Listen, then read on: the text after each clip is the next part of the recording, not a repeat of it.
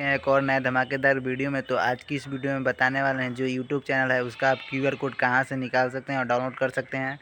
तो वीडियो को full watch कीजिएगा, तभी आप लोग को समझ में आएगा कि YouTube का QR कोड कहां से निकाल पाएंगे और डाउनलोड कर पाएंगे। तो ज़्यादा देर ना करते हुए इस वीडियो को शुरू करते हैं। अगर आप मेरे चैनल पर नए हैं तो मेरे चैनल को सब्सक्राइब कर लीजिए और बेल आइकन को दबाना ना भूलिए। चलते हैं होम स्क्रीन पेज पे।